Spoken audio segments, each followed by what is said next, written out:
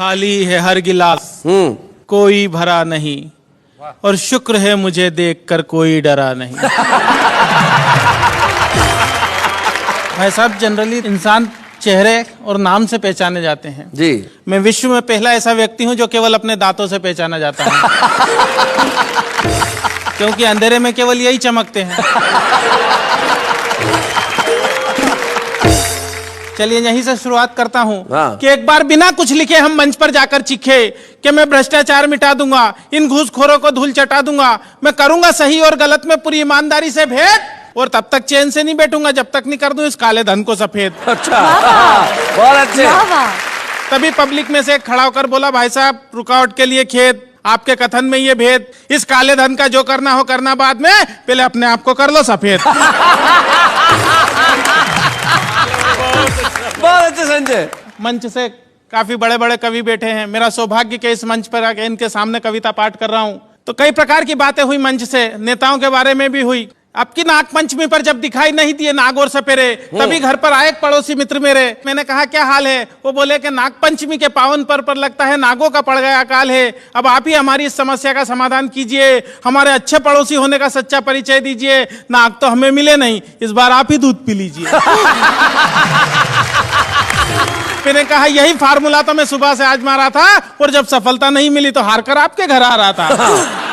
हमारी सारी बात हमारे पड़ोस में रहने वाला हमारा एक नेता मित्र सुन रहा था, जो कई दिनों से चुनाव के सतरंगी सपने बुन रहा था। उसने अपने घर का दरवाजा तत्काल खोला, हम कुछ बोले उससे पहले ही वो बोला कि मुझे बहुत दुख है कि आप दोनों एक दूसरे के पड़ोसी होते हुए भी एक दूसरे के दुख में शामिल नहीं है, और मुझे लगता है कि आप दोनों इस दूध के काबिल नहीं है।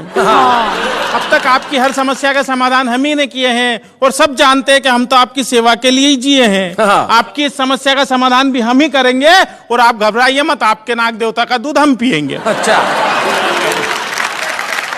मैं समझ गया नेताजी का दूध के प्रति लगाव, दरअसल आने वाले हैं कुछ दिनों बाद चुनाव। क्या बात है। मैं भी मौका नहीं चुका, और नेताजी इससे आगे कुछ न बोले, इसलिए एक पल भी नहीं रुका, और दूध से भरा हुआ प्याला नेताजी की ओर बढ़ाया। किंतु नेताजी ने जैसे ही दूध पीने के लिए प्याला मुंह से लगाया, दूध अपनी पवित्रता खोने से पीछे हट गया, क्योंकि नेताजी के छूने के पहले ही दूध फट गया। क्या बात है भाई, वाह वाह वाह वाह। नेताजी के छूने के पहले ही दूध फट गया। हमने कहा नेताजी ये तो सब आपकी राजनीतिक शतरंज के चुनावी पासे हैं, और आप दूध के नहीं इस देश की जनता के खून के प्यासे हैं। वाह वाह वाह वाह, बहुत बढ़िया। मंच से ससुराल के बारे में भी बात की गई। मेरे जन्म ने नई नई समस्याओं को जन्म दिया भाई साहब। तो मेरे जन्म के तुरंत बाद एक चिंता मेरे बापू को सता रही थी, क्योंकि मेरे भविष्य से ज्यादा उन्हें मेरी शादी की फिक्र खा रही थी। मेरे जन्म के तत्काल बाद मेरे पिता भगवान से बोले कि हे भगवान, तूने एक ऐसा खेल खेला और एक बेटा दिया तो वो भी काला था पहले। एक दिन मेरे पिता मुझे हाथ पकड़ कर ले गए स्कूल में भर्ती कराने के लिए, तो स्कूल का प्रिंसिपल हाल में आकर बोला कि एक आइटम आया है स्कूल में बच्चों को डराने के लिए। हमने जैसे तैसे शिक्षा का स्वाद चखा, और धीरे धीरे जवानी की दहलीज पर कदम रखा। जवानी में पहुंचकर हमारी सूरत और भद्दी हो गई, क्योंकि शारीरिक अंगों में असामान्य वृद्धि हो गई। एक दिन एक लड़की वाले आए मुझे देखने, और मेरी खूबसूरती पर लगे अपनी आंखें सेकने। जाते जाते वो मुझे हक्का बक्का कर गए, हाथ में 500 का नोट धरा और रिश्ता पक्का कर गए। मैं गया तोरण के पास, तो आरती की थाली लिए खड़ी हुई थी मेरी सास। ससुर जी बोले, जमाई जी पैदल ही आए हो, घोड़ी नहीं लाए हो? मैंने कहा ससुर जी घोड़ी की किस्मत जाग गई, और मुझे देखा तो वो भी डर के भाग गई। शादी के बाद का दृश्य तो और भी कमाल था। डर के मारे मेरा बुरा हाल था। मैंने जैसे ही पत्नी का घूंघट उठाया तो वो मुझे देखकर मुस्कुराई, न डरी, न चीखी, न चिल्लाई। अच्छा। उसकी मुस्कुराहट देखकर मेरे भी मन का खौफ भगा, और मैंने पूछा क्या बात है, तुम्हें मुझे देखकर डर नहीं लगा? पत्नी बोली, मैं एक नहीं दो नहीं पूरे 7 जन्मों के लिए आपसे बंधी हूँ, और डरने की क्या बात है, मैं तो जन्म से ही अंधी हूँ।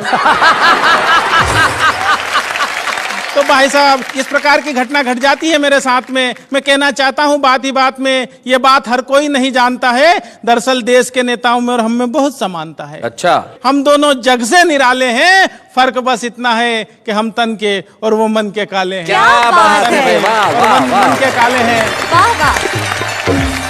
और तमाम बातें करने के बाद अपनी काव्य यात्रा यहाँ से खत्म करना चाहूंगा कि गरीब के मुंह से छिनते निवाले देखे हैं, हमने रोटी सेकती हुई माँ के हाथों में चाले देखे हैं, और हम तो सिर्फ तन के काले हैं मित्र मेरे, हमने तन के उजले लोगों के मन बहुत काले देखे। क्या बात है, वाह वाह वाह।